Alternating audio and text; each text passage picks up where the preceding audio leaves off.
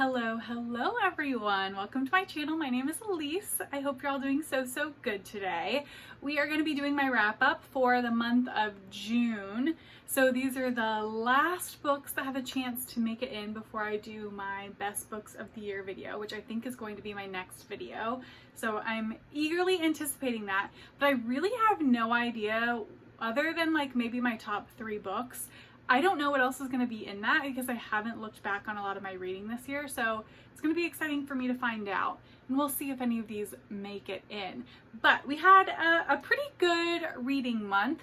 We read 7 books, which seems to be the amount that I read almost every month at this point this year.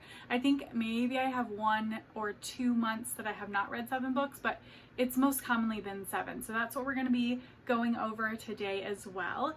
And like usual, we're going to be going over them in the order that I read them. So starting with the first book that I read in the month and going to the most recent book that I have read. So let's go ahead and get started.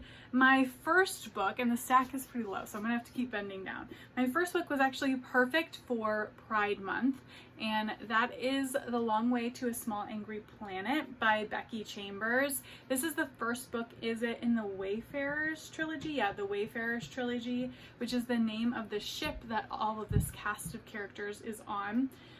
This edition is published by Hodder, and I have read from Becky Chambers before in the past. I read their novella, To Be Taught If Fortunate, which I loved, and have been wanting to start this trilogy, which I own all of, and it was overall really well done. This has that super cozy found family type of vibe with a sci-fi bent. I actually think this is perfect for people who really like TJ Klune, that type of style.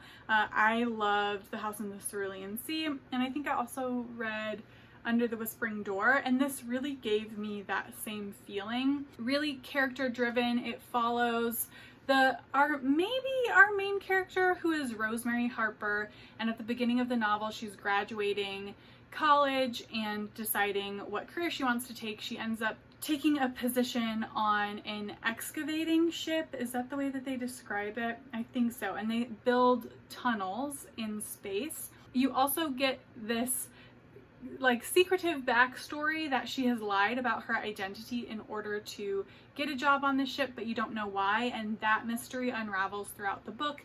You actually get an idea of why about halfway through, and then you slowly start branching out and meeting all of the characters of the crew, but they all have basically equal importance in the story, and it really is this like cozy idea about family not necessarily being blood, but the people you choose to surround yourself with, and what it's like to feel seen for the first time. And I liked that cozy vibe. Very queer. Almost every character in here is queer, although not everyone, but almost everyone. And yeah, I'm really excited to keep going in the series. I think I will pick up the next book in the series in the next couple of months, so I'm going to try not to wait too long in between. But yeah, enjoyed this. If you like cozy fantasy, or if you like this one's cozy sci-fi, definitely recommend. So that is A Long Way to a Small Angry Planet. Next up we have Glaciers by Alexis M. Smith. This edition is published by Tin House, and this is the reissue that they've done.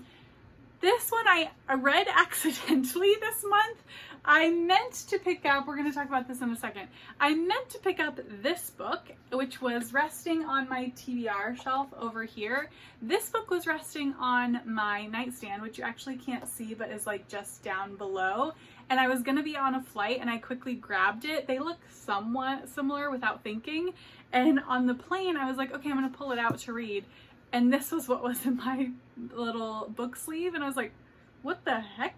How did I grab that? But I grabbed this one, so I read it. And this one follows Isabel, who is a single 20-something. It takes place over a single day. It's about her relationship with this coworker that is like not yet a relationship. She has interest in them. She thinks there might be mutual interest back, but he ends up getting called into service. and so he's going to be leaving the next morning. So they're kind of having conversations that have gone unspoken for a long time. She also has a lot of reminiscing about her past in Alaska. That's where she grew up. And she also has this fantasy of living in Amsterdam. So you're flitting between her musings in the past, the potential future, and then the present day when she's thinking about this coworker leaving, having conversations with him, having lunch with him, that type of vibe. Really quiet novel, and I will say I was slightly disappointed in this. I don't think I'll remember it very well the longer I get from it, and based on the blurb, I was hoping for, I don't know, like a little more punchiness or oomph or like philosophical musings. I'm not really sure. I just felt like it was too quiet for me, and maybe that's just because maybe I didn't resonate with some of the stuff that she was saying, not sure, but it was slightly a miss for me. I do think it's well written, so if you think you can enjoy this and like even keel type of novel, this might be a good fit for you. So that was Glaciers. And then next up we have a poetry collection, and that is Girls That Never Die by Safia Elhillo. And I really enjoyed this poetry collection. It's by One World, not One World Editions. It's by One World that is owned by Penguin Random House, not to be confused.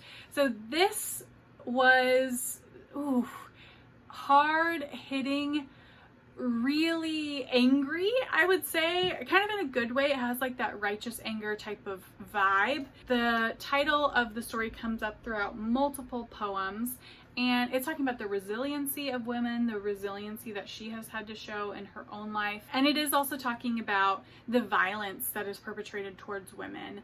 So trigger warnings definitely going into it, although I will say, like, I don't think I remember anything being like totally overt in the imagery, although you know she's talking about violence in a metaphorical way sometimes, so know that going in. But I really enjoyed this overall, and will definitely pick up other poetry collections by her. They were just really strong poems, and I like a poem where the message is really clear, even if that's just in like the feeling of the poem or the cadence of the poem, where it's really like consonant heavy and like pounding in a sense. So yeah, enjoyed this overall. And if you like themes about women being resilient and wanting to learn more about what it's like to be a Muslim girl, this is a great collection for that. So that is Girls That Never Die.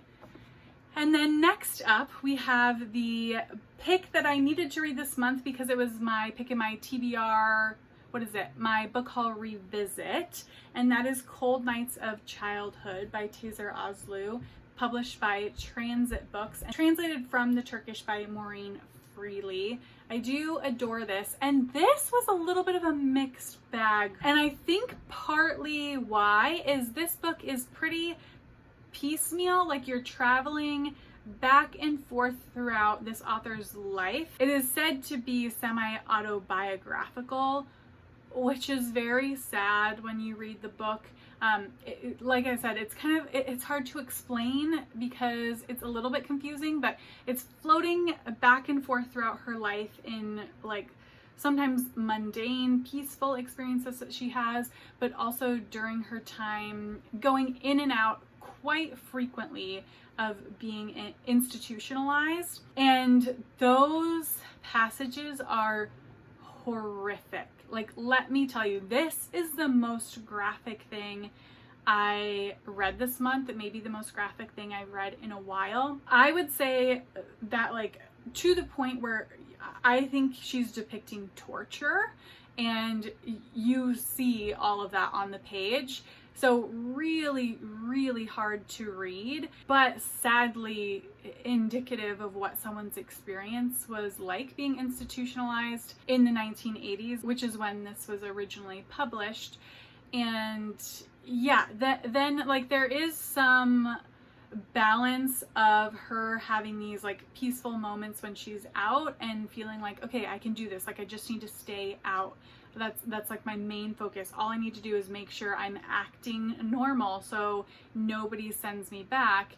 And she does get some of those happy moments, but whew, the other stuff is absolutely brutal. Because it's not going in any chronological order, and it's fever dream-like, I felt like it kept me a little bit at a distance as a reader. And maybe that was a good thing, but I almost like wanted to be even closer. So I did enjoy this, but it didn't quite soar to like the heights that I wanted it to, but would definitely recommend it as long as you look into the trigger warnings going into this. So that is Cold Nights of Childhood. And then we have a couple of books that I read for my most recent video that just came out on my channel, so I'll try to be brief about these. But we have Consent by Vanessa Springora. This is her memoir, and it's published by Harper Via, translated from the French by Natasha. And this is about the author's experience being groomed by a famous French author when she was a young girl. It is, on the one hand, hard to read because of the content, and she does describe their relationship in detail, so you are getting a lot of that on the page, but it's also very accessible in that she is writing it now in the lens of being in her 40s. She will insert commentary from present day as she's writing out the scenes from the past and say, like, you know, now I can see how I was being taken advantage of, how wrong all the adults were around me for not stopping this man. The way that we allow artists to skirt the law in particular and seem to hold them to different standards than the rest of the community, and so much more. I think it's very well written. She's a really talented author, and yeah, I would definitely encourage people to read this if they were okay consuming that type of content. It does shed light on an experience that still happens widely today, and that the author is actively trying to inform people more on, so they're not complicit to this happening with people around them, and that's a very important and worthy cause. So yeah, would definitely recommend this. So that is the first, Consent. And then the next book is Consent by Annabel, Lyon. So these two I read for my 2 books, 1 title video, which I absolutely love doing. They're my favorite videos to do, I think. This one is published by Knopf and follows 2 sets of sisters. We have Sarah and Maddie. Sarah becomes Maddie's caretaker when their mother passes away because Maddie has a learning disability and needs someone to help her with certain things of her day-to-day care. And then the other set of sisters are twins, Saskia and Jenny, and their big inciting incident is that Jenny gets into a car accident and becomes paralyzed, and Saskia ends up sort of getting power of attorney over her and being responsible for making health decisions for her in the future. They have a very complicated relationship. The other 2 sisters have a very complicated relationship, and this book, wild with the plot. I mean, it is so shocking where some of this goes, very unexpected, really morally gray characters. The way that this talks about consent is very differently from the last novel, but I thought this was like so plotty, I could not put this down. And I think if you like strong characters in a book, this could be a really good fit for you. Strong characters who are messy, making bad decisions, and you're sort of just watching, which places you in a kind of a tricky consensual space yourself as the reader and kind of viewer of this. So it's really interesting, kind of trippy, but really enjoyed it all the same. So that is Consent by Annabel, Lyon. And then the last book that I read in the month of June was The Feast by Margaret Kennedy. This is published by McNally Editions. There are other editions of this, but I love this McNally Editions one. And this follows another cast of characters, lots of cast of characters this month for me, who are all staying or working at a hotel. And this is an upstairs, downstairs novel in that sense, where you get perspectives from working class and then perspectives from upper class citizens. I think this originally was published, so this is taking place in 1947, and I think this originally got published, let's see, originally got published in 1950. So all these people who are either working or staying in the hotel, you know at the very beginning of the novel that there has been a landslide and several people have died. You don't know who has died, so then you flash back and start getting to know all of the characters. You do also know that the characters who die represent the 7 deadly sins. So you're sort of on the lookout to see who might represent what, and trying to identify which characters are going to perish. Some characters you want to perish and some you do not. And I did overall enjoy this as well. I didn't absolutely love it, but I thought it was very well crafted, pleasant. You felt like you were in good hands with the author, like they were going to take you through all of the beats they wanted you to go through. And this setting is very summery in this one.